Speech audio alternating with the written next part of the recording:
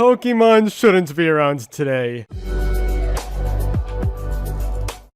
When we're talking about present day, the Pokemon franchise really shouldn't be here. And that's not me just spouting out my opinion about how the old games were better, and that the franchise should just stop pumping out mediocrity, even though that's kinda true. Instead of this video focusing on my opinion, it's legitimately based on events in the game's history. In order to understand what I mean, we're gonna have to go all the way back to the late 90s, when the world was first introduced to the incredible monster-catching phenomenon of Pokemon.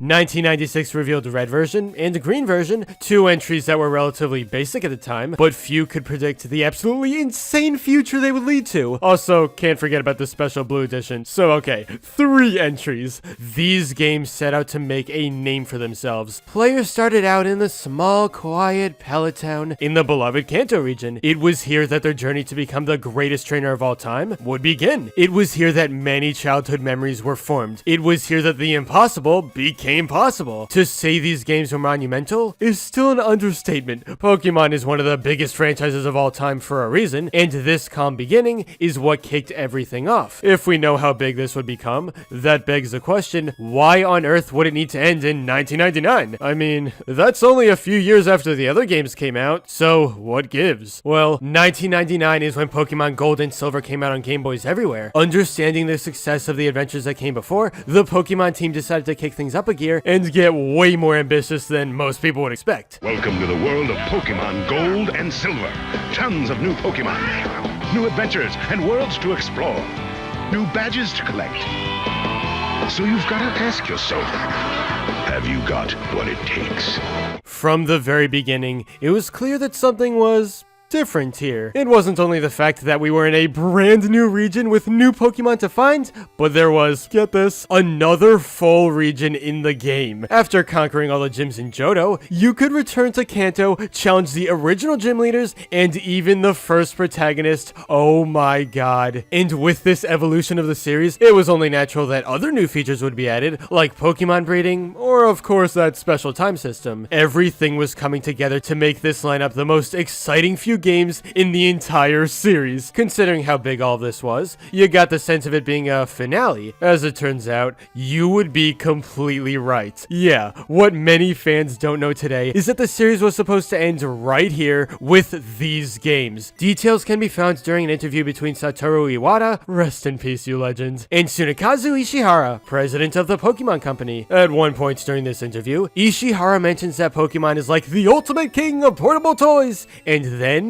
Iwata fires back. You've just used the term ultimate, and I feel that even in their names, Pokemon Gold and Pokemon Silver were meant to be the ultimate in Pokemon games. That's right. After we released Pokemon Red and Pokemon Green, we began working on these titles, thinking that the ultimate in Pokemon games could only ever be Pokemon Gold and Pokemon Silver. Not in your wildest dream did you think that you'd be making more and more games after Pokemon Gold and Pokemon Silver. The reason that I licensed so many products and developed things like the trading cards was basically to ensure that Pokemon Gold and Pokemon Silver were successful. I felt that this was my primary role. So at that time, I worked with the assumption that after we put out Pokemon Gold and Pokemon Silver, my work as far as Pokemon was concerned would be done. So for me, Pokemon Gold and Pokemon Silver represented the finish line. They were the finish line? I didn't intend to make any more Pokemon titles. I even thought that once we entered the 21st century, it would be time for me to do something else entirely.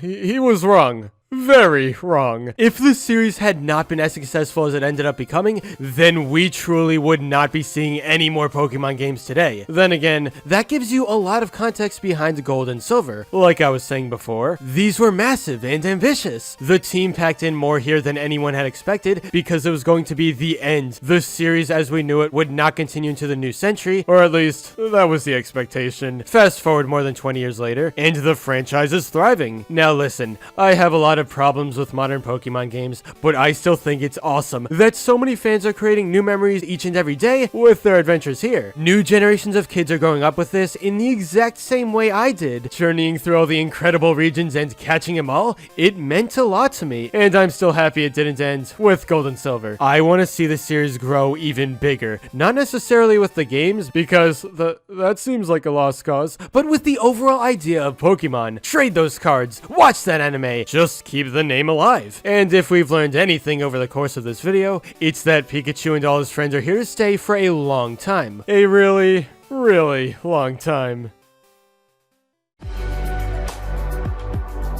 But anyway, that's all for this video. Subscribe for more awesome cartoon videos. Give a thumbs up and comment below, let me know what you think. Thanks for watching, and I'll see you guys next time.